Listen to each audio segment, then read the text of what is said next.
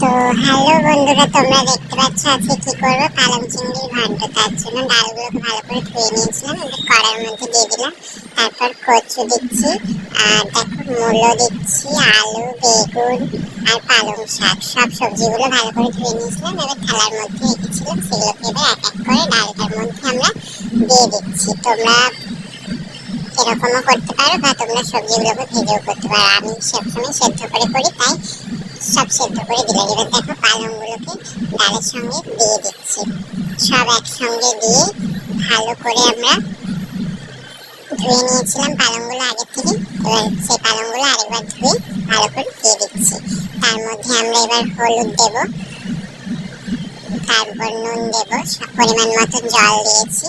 এবার ঢাকা দিয়ে করে আমরা এবার উনুনের মধ্যে বসিয়ে দেবো ওগুলো সিদ্ধ করার জন্য। এর জন্য আবার মশলা দেবো, আদা, রসুন, পেঁয়াজ, লঙ্কা আর জিরে। এগুলোকে একসঙ্গে আমরা পেস্ট করে নেব মিক্সিতে পেস্ট করতে পারো, তোমরা মিক্সিতেও বাটতে পারো। আমি মিক্সিতে বাটতাম, এখন মিক্সিতে বেটে নিই তাড়াতাড়ির জন্য। দেখো আমার মশলাটা হয়ে গেছে। এবার ভালো করে সব সবজিগুলো এবার ডালের সঙ্গে সেদ্ধ করে নিচ্ছি কড়ার মধ্যে। দেখো ভালো করে বন্ধুরা সেদ্ধ করে নেওয়ার পর যখন ওটা হয়ে এসছে, এবার আমরা ওটাকে নামিয়ে নেব।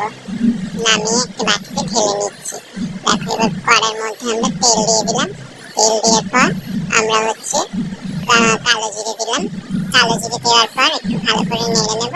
ভালো করে নেড়ে নেওয়ার পর দেখো পেঁয়াজ দিচ্ছি। পেঁয়াজ কুচিটাও ভালো করে সুন্দর করে নেড়ে নেব। নেড়ে নেওয়ার পর ওর উপর আমরা চিংড়ি মাছগুলোকে দিয়ে দেবো। এবার আমরা চিংড়িগুলোকে দিয়ে দিচ্ছি। সুন্দর করে চিংড়ি মাছগুলো পেঁয়াজ কালো জিরের সঙ্গে ভেজে নিচ্ছি। এই ডালটি খেতে খুবই সুন্দর লাগে, কারণ আমার খুব ভালো লাগে, আমার ফেভারিট লাগে সবজিটা। এরকম মশলা দিয়ে করে খেতে আমাকে খুবই ভালো লাগে। এবার তোমরাও করে দেখবে, তোমাদেরও ভালো লাগবে। এবার যে মশলাটি করে রেখেছিলাম, দেখো আমরা মশলাটি ঢেলে দিচ্ছি কড়ার মধ্যে। ঢেলে দেওয়ার পর ভালো করে নেড়ে নিচ্ছি। নেড়ে নেওয়ার পর হলুদ আর একটুখানি দিলাম। হলুদ দিয়ে ভালো করে নেড়ে নিচ্ছি।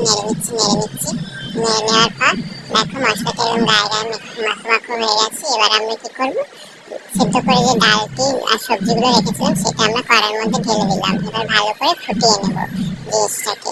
সুন্দর করে যখন গাঢ় গাঢ় হয়ে আসবে, তখন আমরা ওগুলো নামিয়ে নেব। দেখো এবার ঢেলে দেওয়ার পর ফুটে আসছে অবস্থায়। এবার ফুটে আসার পর আমরা এটাকে বাটিতে ঢেলে নিচ্ছি। ঢেলে নেওয়ার পর দেখো আমাদের পালং ডাল রেডি হয়ে গেছে। এবার কেমন হয়েছে তোমরা জানো।